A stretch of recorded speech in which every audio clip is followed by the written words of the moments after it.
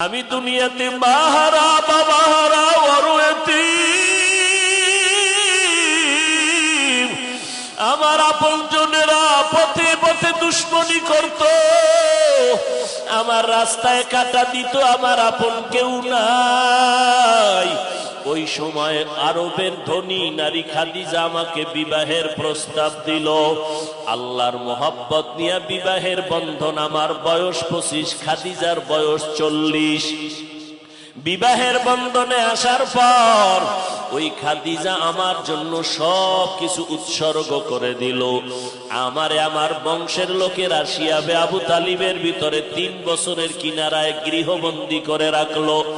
আমি মোহাম্মদের রাস্তা বন্ধ, পানি দেয় না, খানা দেয় না। আমি গাছের পাতাগুলো চাবাইয়া চাবাইয়া ক্ষুধা নিবারণ করতাম। ওই সময় আরবের ধনী নারী খাদিজা, ওই খাদিজা নবীর মোহাব্বতে ওই শিয়াবে আবু তালিবের মধ্যে হাজির হইয়া আমার মোহাব্বতে ওই খাদিজাও গাছের পাতা চিবাইয়া চিবাইয়া খাই। এত কষ্ট করেছে খাদিজা। আমি দিনের দাওয়াত দিয়ে যখন ঘরে আসতাম, সালাম দিতাম, দেখতাম দরজা খোলা। আমি বলতাম, খাদিজা আপনি কি ঘুমান না? খাদিজা বলে, নবী আমি জানি আপনার মাও নাই, বাবাও নাই, আপনি বড় এতিম। আমি 2 জন স্বামী বিদায়ের পরে আপনাকে আমি গ্রহণ করেছি। আপনার আম্মাজান যদি থাকতেন এই দরজা বন্ধ করে ঘুমাইতে পারতেন না। আমি নবীর স্ত্রী হইয়া কেমন করে ঘুমাই? নবী যদি দরজার কিনারায় দাঁড়ায় কষ্ট পায়, আমি খাদিজার জাহান্নাম ছাড়া উপায় নাই। ও নবী, আমি আপনার কষ্ট যেন না হয়, আমি দরওয়াজার কিনারায় দাঁড়ায় অপেক্ষা করি। ও পর্দার আড়ালের আম্মা যান, স্বামীর মাল হেফাজত করবেন, স্বামীর দোয়া নিবেন, স্বামীর জন্য নামাজ পড়ে দোয়া করবেন, সন্তানগুলো লালন পালন আর হেফাজত করবেন।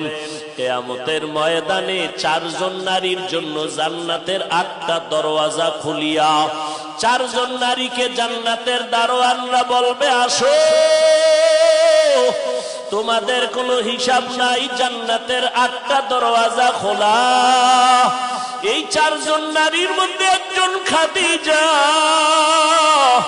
রাদিয়াল্লাহু তাআলা আনহা। ও পর্দার আড়ালের আম্মা জান, আপনার আদর্শের দ্বারা সন্তান ভালো হবে, আপনার আমলের কারণে সন্তান ভালো হবে। অতএব আজকে থেকেই তওবা করে নাও মা। ও পর্দার আড়ালের মা বোনেরা, ও বৃদ্ধ বাবাজিরা, দুনিয়াটা কিছুই না। চক্ষু বন্ধ হয়ে গেলে 3টা সাদা কাফন দিয়া কবরে নেওয়া হবে। কই আমার বাড়ি, কই আমার গাড়ি, কই সন্তান, কই আপনজন? এখন আমাকে টেনে সাদা কাপড়ের প্যাকেট বানায় কবরে রাখবে। ওই কবরে আমার আর আপনজন কেউ যাবে না। ওই কবরে গেলে 3টা প্রশ্ন করবে, রবের পরিচয় দাও, ধর্মের পরিচয় দাও, রাহমাতুল লিল আলামিনের পরিচয় দাও। যারা নেক আমল করিয়া যাবে তারা জবাব দিবে, আর যারা গুনাহ নিয়ে বেনামাজি অবস্থায় কবরে যাবে 3টা জবাবের একটাও দিতে পারবে না। নবী বলেন সাথে সাথে আল্লাহর অর্ডার হয়ে যাবে, ও কবরের ফেরেশতাই নাফরমানকে ধর, জাহান্নামের হ্যান্ডকাপ লাগাও, কবরে জাহান্নামের আগুন দিয়া লাগা দাও। ও কবরের মাটি 2 পার্শ্ব থেকে জোরে জোরে চাপ দাও। আজকে দুনিয়াতে কষ্ট সহ্য করতে পারি না, গুনাহ নিয়ে কবরে গেলে কেমনে কষ্ট সহ্য করব? আল্লাহর মোহাব্বত নিয়ে এখনো সময় আছে, তওবা করো। 2 ফোঁটা চোখের পানি ছেড়ে তওবা করো। আর জবানটাকে আমার মাওলার জিকিরের দ্বারা ভিজায় দাও। হাঁটতে চলতে সব সময় আল্লাহর জিকির। আমার দুনিয়াতে আপন কেউ নাই, একমাত্র আমার আল্লাহই আছেন। ওই আল্লাহ আমার হায়াতের মালিক, মৌতের মালিক, ইজ্জতের মালিক, রিজিকের মালিক। ওই আল্লাহই হলেন একমাত্র আমার আপন। আমার আল্লাহ ছাড়া কোনো মাবুদ নাই। ধৈর্য বড় দামি একটা সম্পদ। আল্লাহর এক বান্দি, আল্লাহ একটা সন্তান দান করেছেন। স্বামী সাহাবী, যুদ্ধের ঘোষণা হয়ে গেল, যুদ্ধের ময়দানে আল্লাহর নবীর দাওয়াতে চলে গেলেন। দাওয়াতে যাওয়ার পর যুদ্ধ চালাইয়া গাজীর মর্যাদা নিয়ে আল্লাহর বান্দা সাহাবী বাড়িতে আসলেন। এদিকে একটা দুর্ঘটনা হয়ে গেল। আল্লাহর বান্দি ঘরের মধ্যে একা এবং তার একটা সন্তান। স্বামী বেচারা দুনিয়া বাড়িতে যেদিন আসবেন ওই আগের রাত্রে সন্তান দুনিয়া থেকে দিনের বেলা বিদায় হয়ে গেল, ইন্তেকাল হয়ে গেল। আল্লাহর বান্দি ধৈর্যের পরিচয় দিলেন। বাচ্চাটার ইন্তেকালে মা এতটা পাথর, ধৈর্যের পরিচয় দিয়া সন্তানটাকে একটা চাদর দিয়া ঘুম পাড়ায় রাখলেন। আল্লাহর নবীর সাহাবী যুদ্ধর ময়দান থেকে যখন বাড়িতে আসছেন রাতের বেলা, সালাম কালাম সব আনন্দময়, আওয়াজ সব ঠিক আছে, বুঝতেও দেয় না যে আমি একটা কষ্টের মধ্যে আছি। কারণ যারা আল্লাহর খাঁটি বান্দি তারা এই দুনিয়াতে একজন স্বামীর জন্য নেক আমলের গোডাউন, একটা জান্নাতের বাগানের পাহারাদার। আল্লাহর বান্দি ধৈর্যের পরিচয় চুপ, স্বামীকে বলে না। স্বামী বেচারা যুদ্ধ করে ঘরে আসলেন। সাহাবী জিজ্ঞেস করলেন আমার সন্তান কই? বলে আরামে রেস্টে আছে, ঘুমায়।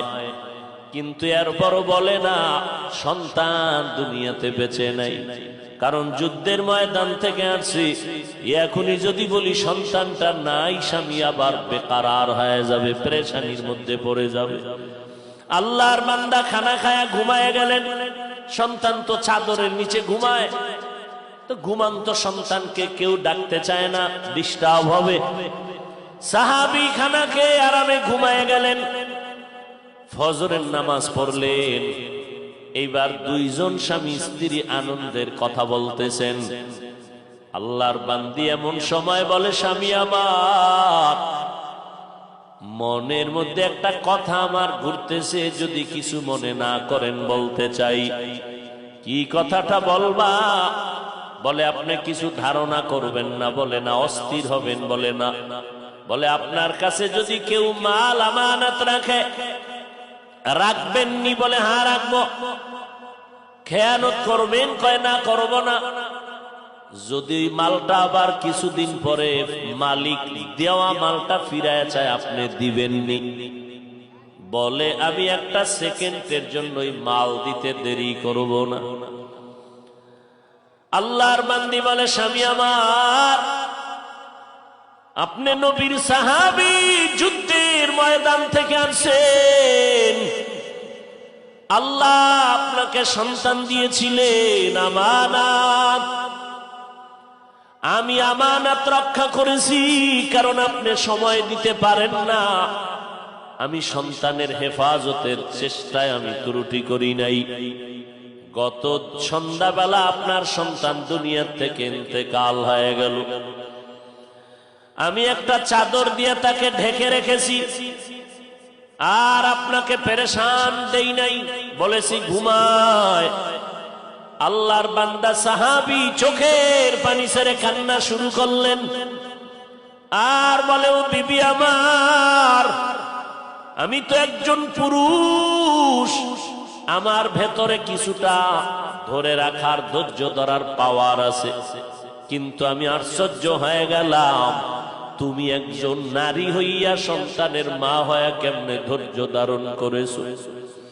স্ত্রীও চোখের পানি ছেড়ে বলে ও স্বামী আমার, আমি আমার মাওলার মোহাব্বত অন্তরে জমা হওয়ার কারণে ধৈর্য ধারণ করতে পারেছি। কারণ মোহাব্বতে মানুষের অন্ধ বানায় দেয়। আমার অন্তরের ভেতরে সন্তানের মোহাব্বতের থেকে আল্লাহর মোহাব্বত অন্তরে অনেক বেশি। আমার সন্তানের মোহাব্বতের থেকে আমার অন্তরে আমার মালিকের মোহাব্বত এতটা বেশি যে কারণে আমি ধৈর্য ধারণ করতে পারলাম না। হয় একজন মায়ের ধৈর্য ধারণ করা সম্ভব না। একটা মাকে আমার আল্লাহ সৃষ্টিগতভাবে কিছু ধৈর্যের গুণ দান করেছেন। না হয় একটা সন্তান মা গর্ভে নিয়ে খানা নাই ঘুম নাই, কত কষ্ট। একটা মা যদি ধৈর্যের পাহাড় না হয় কোনোদিন সম্ভব না। কত কষ্ট মা, কত কষ্ট করে জীবনটা কাটায় দিলেন। যেই কষ্ট যে আমাকে দুনিয়াতে প্রসবকালে মা যেই কষ্ট করেছিলেন, 7 আসমানের বোঝা মাথায়, যেই আম্মাজানের কণ্ঠের আওয়াজ ঘরের কেউ শুনে না, কণ্ঠটাও ঢেকে রাখা আল্লাহর বিধান, কিন্তু আমাকে মা প্রসবকালে এমন অবস্থা হয়ে গেল, আমার আম্মাজানের চিৎকারে আশেপাশের মানুষ ঘরে ঘুমাইতে পারে নাই। আমার দাদি আর নানি বসিয়া সান্ত্বনা দেয়, আমার মা কান্না করে বলে, স্বামী আমার, ও শাশুড়ি চলে যাও, মা তুমি চলে যাও, আমার স্বামীর একান্তে আমার কাছে একটু দাও। স্বামী আসিয়া যখন বসলো, আমার মা বাবার হাত ধরে চোখের পানি ছেড়ে কান্না করে আর বলে, স্বামী আমার, আমাকে মাফ করে দাও, আমি তোমার ঘরে আসিয়া মন ভরিয়া খেদমত করতে পারি নাই, দয়া করে মাফ করে দাও। আর জীবনে আমি তোমার কষ্ট যদি দিয়ে থাকি ক্ষমা করো, বাঁচব না। কেন? বলে, আমার মনে হয় 7 আসমানের বোঝা আমার মাথার উপরে চাপানো। এই প্রসব বেদনায় কত নারী দুনিয়াতে নাই। ওই প্রসব বেদনায় মা যেই পরিমাণ কষ্ট করেছিলেন, জীবনটা যদি দিয়া মায়ের পায়ের নিচে দিয়া দেই, মায়ের ঋণ আদায় করা সম্ভব হবে না। জীবনের মূল কষ্ট মায়ের প্রসব বেদনা।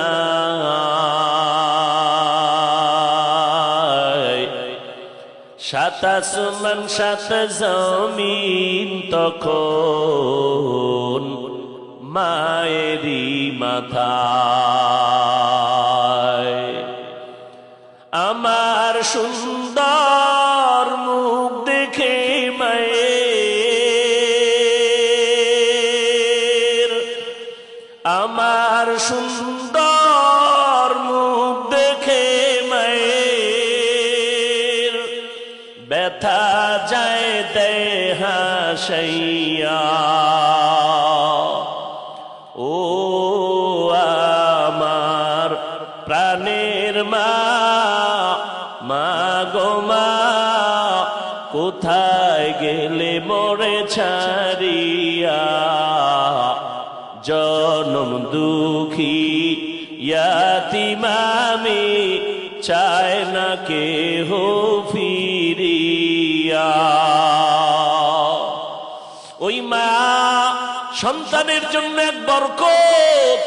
ও আল্লাহর বান্দারা, ও পর্দার আড়ালের আম্মা জানেরা, ও প্যান্ডেলের যুবক ভাইরা, ওই মায়ের দোয়ার কারণে আজ এই চেয়ারে বসলাম। মা বাবার দোয়ার কারণে আজকে তুমি গাড়ির মালিক, বাড়ির মালিক, সম্মানের মালিক।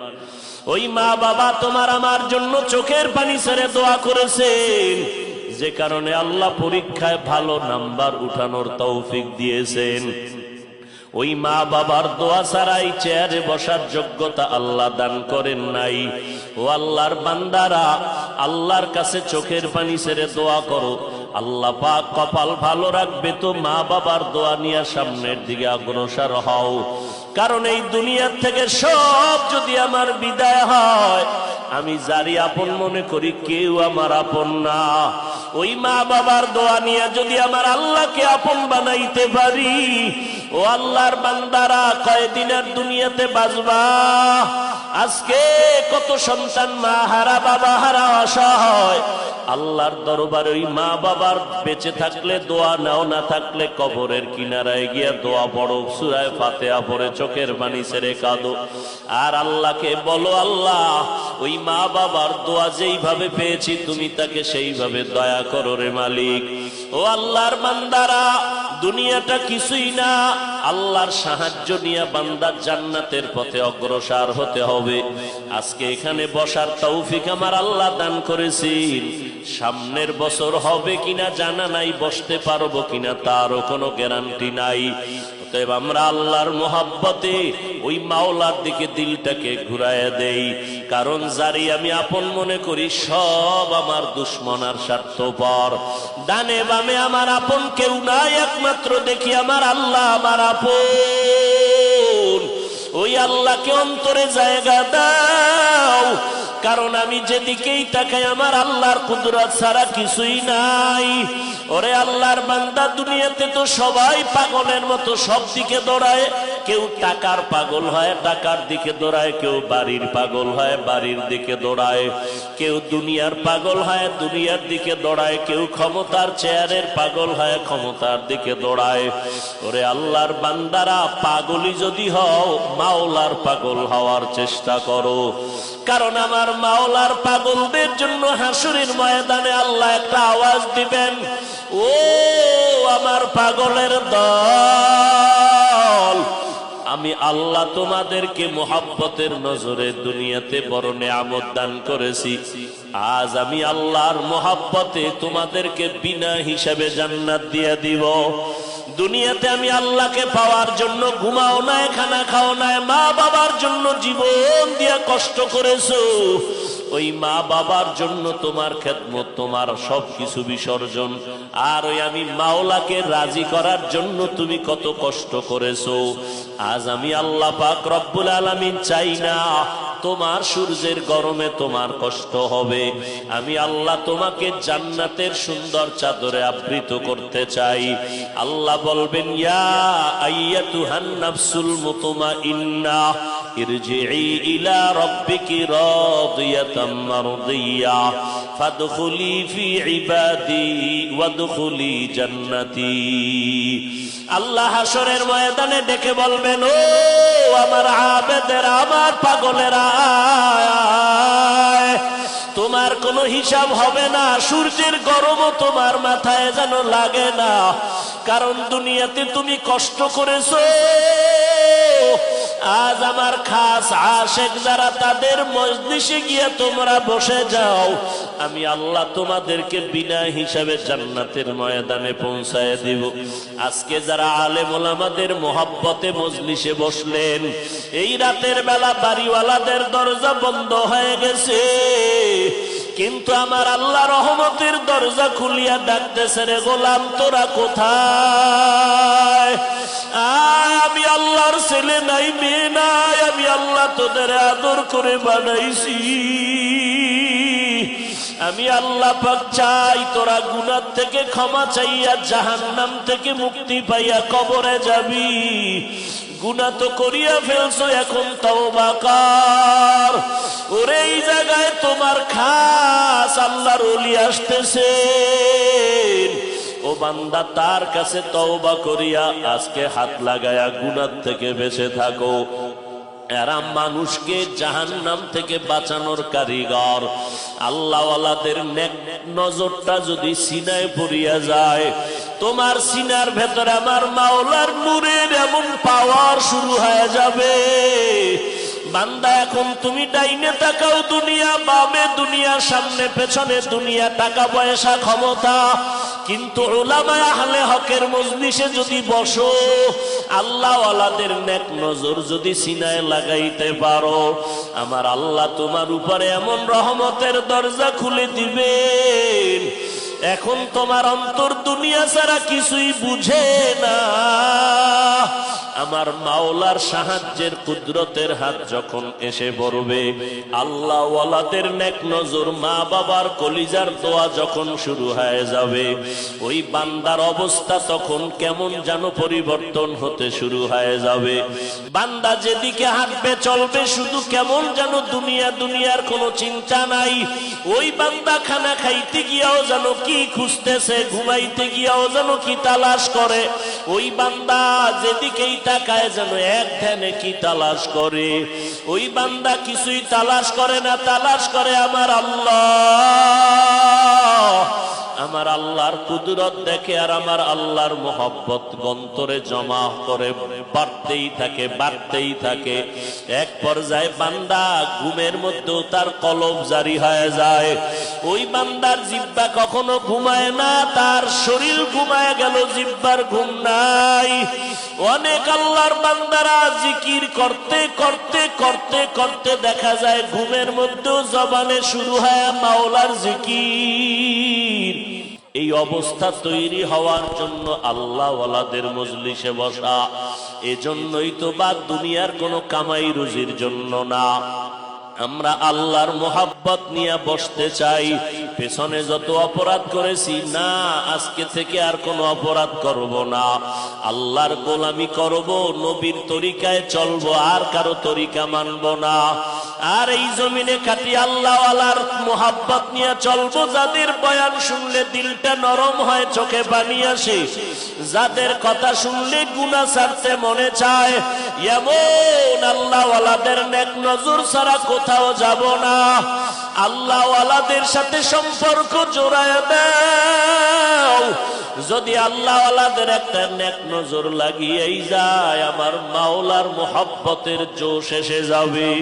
ও আল্লাহর বান্দারা, ও পর্দার আড়ালের আম্মা জানেরা, আপনারা নবীদের মা, সাহাবায়ে কেরামের মা, আউলিয়ায়ে কেরামের মা, হাফেজে কোরআনের মা ও আম্মা জানেরা, আপনারা খাদিজা রাদিয়াল্লাহু আনহার মতো নারী, ফাতেমা রাদিয়াল্লাহু আনহার মতো নারী, আয়েশা রাদিয়াল্লাহু আনহার মতো নারী।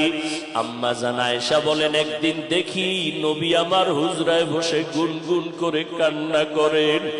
আমি নবীরে জিজ্ঞাসা করলাম, নবী আপনি কেন কাঁদেন? আমার নবী বলেন, আয়েশা, আমার মাঝে মাঝে খাদিজার কথা মনে পড়লে চোখের পানি আমি ধরে রাখতে পারি না, কারণ তুমি আমার জীবনের শুরু অবস্থা দেখো নাই। আমি দুনিয়াতে মা হারা, বাবা হারা, বড় এতিম।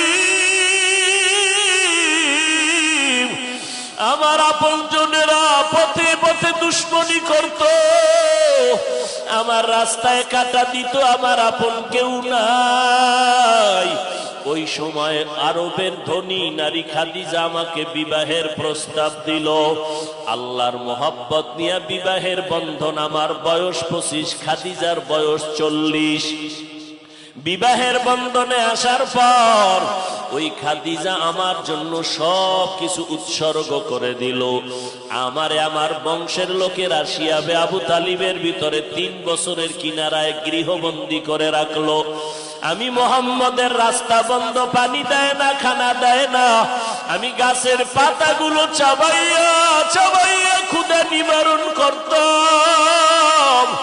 ওই সময় আরবের ধনী নারী খাদিজা, ওই খাদিজা নবীর মোহাব্বতে ওই শিয়াবে আবু তালিবের মধ্যে হাজির হইয়া আমার মোহাব্বতে ওই খাদিজাও গাছের পাতা চিবাইয়া চিবাইয়া খাই। এত কষ্ট করেছে খাদিজা। আমি দিনের দাওয়াত দিয়ে যখন ঘরে আসতাম, সালাম দিতাম, দেখতাম দরজা খোলা। আমি বলতাম, খাদিজা আপনি কি ঘুমান না? খাদিজা বলে, নবী আমি জানি আপনার মাও নাই, বাবাও নাই, আপনি বড় এতিম। আমি 2 জন স্বামী বিদায়ের পরে আপনাকে আমি গ্রহণ করেছি। আপনার আম্মা জান যদি থাকতেন, এই দরজা বন্ধ করে ঘুমাইতে পারতেন না। আমি নবীর স্ত্রী হইয়া কেমন করে ঘুমাই? নবী যদি দরজার কিনারায় দাঁড়ায় কষ্ট পায়, আমি খাদিজার জাহান্নাম ছাড়া উপায় নাই। ও নবী, আমি আপনার কষ্ট যেন না হয়, আমি দরওয়াজার কিনারায় দাঁড়ায় অপেক্ষা করি। ও পর্দার আড়ালের আম্মা জান, স্বামীর মাল হেফাজত করবেন, স্বামীর দোয়া নিবেন, স্বামীর জন্য নামাজ পড়ে দোয়া করবেন, সন্তানগুলো লালন পালনার হেফাজত করবেন। কিয়ামতের ময়দানে 4 জন নারীর জন্য জান্নাতের 8টা দরওয়াজা খুলিয়া চারজন নারীকে জান্নাতের দারোয়ানরা বলবে, আসো, তোমাদের কোনো হিসাব নাই, জান্নাতের 8টা দরওয়াজা খোলা। এই চারজন নারীর মধ্যে একজন খাদিজা রাদিয়াল্লাহু তাআলা আনহা।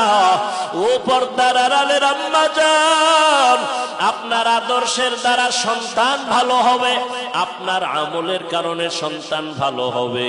অতএব আজকে থেকেই তওবা করে নাও মা। ও পর্দার আড়ালের মা বোনেরা, ও বৃদ্ধ বাবাজিরা, দুনিয়াটা কিছুই না, চক্ষু বন্ধ হয়ে গেলে 3টা সাদা কাফন দিয়ে কবরে নেওয়া হবে। কই আমার বাড়ি, কই আমার গাড়ি, কই সন্তান, কই আপনজন? এখন আমাকে টেনে সাদা কাপড়ের প্যাকেট বানায় কবরে রাখবে। ওই কবরে আমার আর আপনজন কেউ যাবে না। ওই কবরে গেলে 3টা প্রশ্ন করবে, রবের পরিচয় দাও, ধর্মের পরিচয় দাও, রাহমাতুল লিল আলামিনের পরিচয় দাও। যারা নেক আমল করিয়া যাবে তারা জবাব দিবে, আর যারা গুনাহ নিয়ে বেনামাজি অবস্থায় কবরে যাবে 3টা জবাবের একটাও দিতে পারবে না। নবী বলেন সাথে সাথে আল্লাহর অর্ডার হয়ে যাবে, ও কবরের ফেরেশতাই নাফরমানকে ধর, জাহান্নামের হ্যান্ডকাপ লাগাও, কবরে জাহান্নামের আগুন দিয়া লাগা দাও। ও কবরের মাটি 2 পার্শ্ব থেকে জোরে জোরে চাপ দাও। আজকে দুনিয়াতে কষ্ট সহ্য করতে পারি না, গুনাহ নিয়ে কবরে গেলে কেমনে কষ্ট সহ্য করব? আল্লাহর মোহাব্বত নিয়ে এখনো সময় আছে, তওবা করো। 2 ফোঁটা চোখের পানি ছেড়ে তওবা করো, আর জবানটাকে আমার মাওলার জিকিরের দ্বারা ভিজায় দাও। হাঁটতে চলতে সব সময় আল্লাহর জিকির। আমার দুনিয়াতে আপন কেউ নাই, একমাত্র আমার আল্লাহই আছেন। ওই আল্লাহ আমার হায়াতের মালিক, মৌতের মালিক, ইজ্জতের মালিক, রিজিকের মালিক। ওই আল্লাহই হলেন একমাত্র আমার আপন। আমার আল্লাহ ছাড়া আর কোনো মাবুদ নাই।